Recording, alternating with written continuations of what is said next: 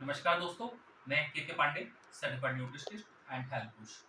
आज मैं बात करूंगा बोन हेल्थ की। बोन हेल्थ हमारे लिए बहुत ही जरूरी है बिकॉज हमारी जो बॉडी को शेप देने का काम है हमारी बोन्स का है, क्योंकि सारा स्केलेटल सिस्टम बोन्स का ही हिस्सा होता है।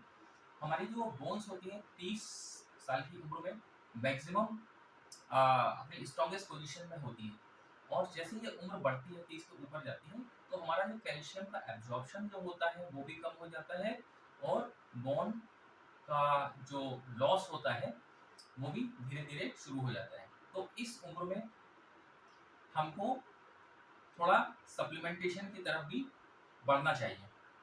हमारी जो बॉडी होती है उसमें ब्लड में 1% कैल्शियम होता है, और बाकी 99% जो होता है वो हमारी बोन्स में स्टोर रहता है। और ये जो 1% कैल्शियम जो ब्लड में होता है, इसकी आवश्यकता हमारे हार्ट को, मसल्स को, नर्व्स को सही तरीके से चलाने के लिए होती है। और हमें अपने आहार में पर्याप्त मात्रा में कैल्शियम नहीं मिल पाता है, इसी वजह से बढ़ती उम्र में हड्डियां टूटने की समस्या होती है। आप लोग सुनते होंगे कि कोई व्यक्ति बाथरूम में गिरा और हड्डी टूट गई। इसका कारण ये होता है कि बोन डेंसिटी कम हो जाती है बढ़ती उम्र में, और हम लोग समय रहते उसका ध्यान नहीं देते हैं। महिलाओं में ये समस्या ज़्यादा देखने को मिलती है। यही कारण है कि गर्भावस्था के दौरान भी महिलाओं को कैल्शियम सप्लीमेंट दिए जाते हैं। और दूसरा कारण ये भी है कि महिलाओं की शारीरिक संरचना इस तरीके की होती है कि उनको कैल्शियम की आवश्यकता 30 के बाद शुरू हो ही जाती है, और 40 के बाद तो उनको कैल्शियम का सप्लीमेंटेशन करना ही चाहिए। और यदि आप कैल्शियम का सप्लीमेंटेशन कर रहे हैं तो साथ में विटामिन डी का 6000 इंटरनेशनल यूनिट ऐड अवश्य करना चाहिए। बिकॉज होगा क्या, जब आप कैल्शियम ले रहे हैं और तो साथ में जब विटामिन डी ऐड करेंगे तो उसका एब्जॉर्प्शन मैक्सिमम हो जाएगा, और बिना विटामिन डी के उसका एब्जॉर्प्शन नहीं होता है।